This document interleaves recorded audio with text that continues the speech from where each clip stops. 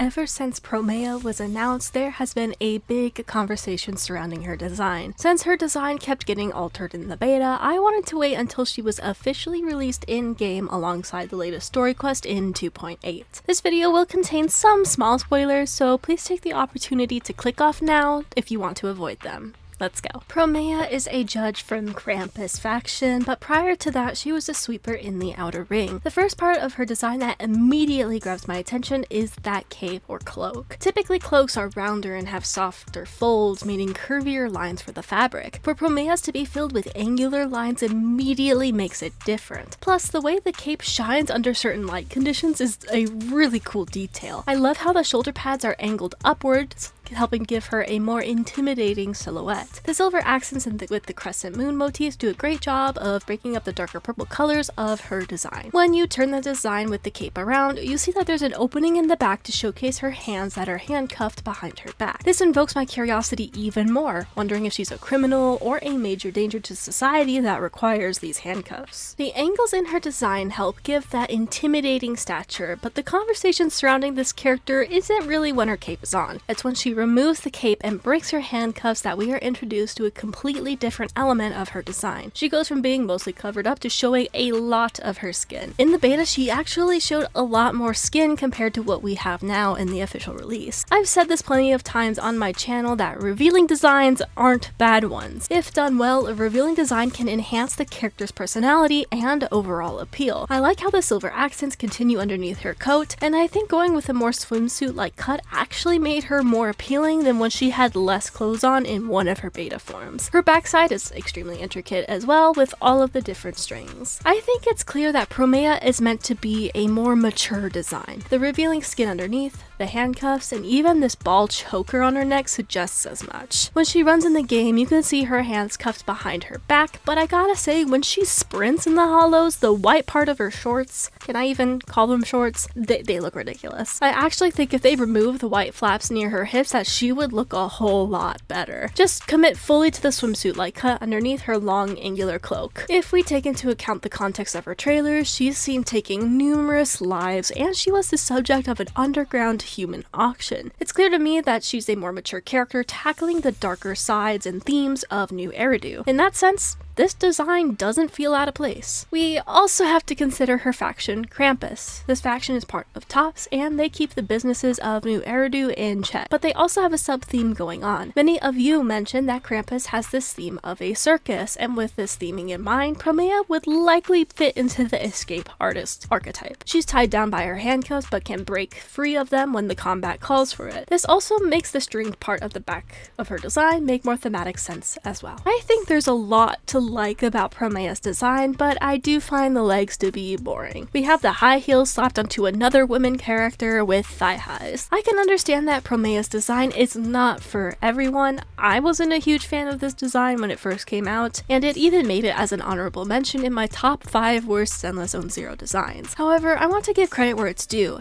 and this design has a great color balance with the various purples and evokes so much curiosity. It made me want to learn more about Promeia. I'd also rather the design team keep experimenting with new ideas rather than giving us the same copy-paste designs over and over, even if it's not to my personal liking. This is a big reason why the initial reveal of the Season 3 roster for Zenless Zone Zero didn't go as well, as we didn't see any intelligent constructs or full-on thyrans, but I digress. We learned a little bit in the 2.8 story quest, but many questions remain unanswered. She is a judge that prioritizes efficiency, and we often see her trying to get other characters to just get to the point. She's blunt and is hyper aware of her surroundings. When her goals align with the proxy, she is willing to assist so that they can both reach their respective goals faster. She's very much a no-nonsense character. Even so, I'm still wondering why she needs those handcuffs. I can assume it's because she's dangerous, but I'd like a real lore reason behind it. I want to know how she went from being a sweeper in the Outer Ring to becoming a judge, or if she held both of these titles at the same time. Considering she says that her sweeper position was in the past and we should leave the past there, I'm assuming something must have changed between then and the present. We see Promeia's perspective of the sweeper incident involving Sissia, getting the full picture that Sissia was never one of her targets. Why wasn't she a target? There is still so much left unanswered, and with the declining agent stories, we might not be getting those those answers anytime soon, if ever. Slightly unrelated, but getting rid of specific agent stories has really hurt the writing quality of this game. I could tell that Starlight Billy felt forced into the storyline, and Promeia didn't get enough time to develop her character. Last patch we had Cecilia absolutely terrified of her presence, and now they're working together. Albeit with Cecilia being a little nervous of Promeia, but still, it feels rushed. Seeing Cecilia go from being paralyzed with fear in a previous cutscene to the point of tears when it came to fighting Promeia to suddenly being able to casually have a conversation with her just one patch later was way too abrupt. With a proper agent story for Cecilia or Promeia delving into their dynamic, this could have been solved. I think there's a lot to like about Promeia's design. She's got a unique shape with the cloak, and going from fully clothed to revealing swimsuit-like outfit underneath is interesting and different. At the same time, I also think Promeia's design is an acquired taste. You either love it or you don't.